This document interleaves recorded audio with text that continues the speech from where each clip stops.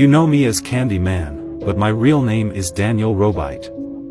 I was born in 1855 on a plantation in New Orleans. My mother was a slave and life was filled with hardship and pain. But little did I know that my destiny would soon take a tragic turn. One day, a wealthy landowner named Hayward Sullivan approached me with an unusual proposition.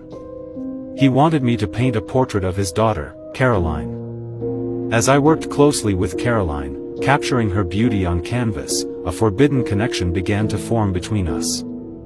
The intimacy of our encounters led to a torrid affair despite the societal barriers that stood in our way.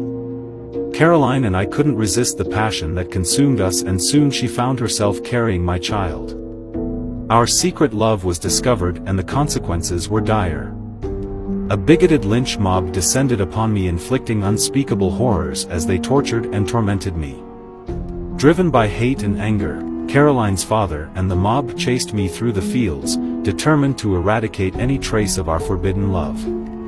In a gruesome act of brutality, my right hand was severed with a rusty arborist saw blade, leaving me mutilated in unimaginable pain.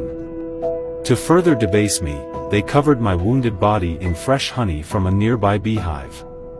It was at that moment, as a small boy tasted the honey and proclaimed Candy Man, that the crowd seized upon the name and shouted it with fervor.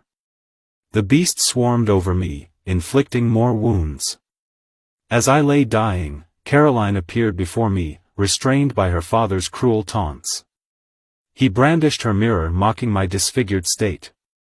With my dying breath, I guessed the words Candy Man, embracing the name that had been thrust upon me.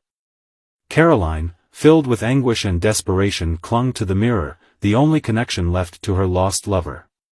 She hid it in the place where I was born, preserving a piece of our tragic story. Caroline eventually gave birth to our daughter, Isabel. Though Isabel was born Creole, Caroline raised her as a white child, concealing her true heritage. But the mirror held more than just memories, it became the vessel for my tormented and vengeful soul.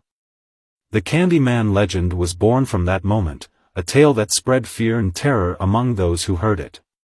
Summing through the mirrors of my victims who dared to call my name 5 times, I returned to claim their lives with the hook that now replaced my severed hand. The mirror, my spiritual medium, granted me the strength to kill. I became the Candy Man, a monster in the eyes of those who knew the tale.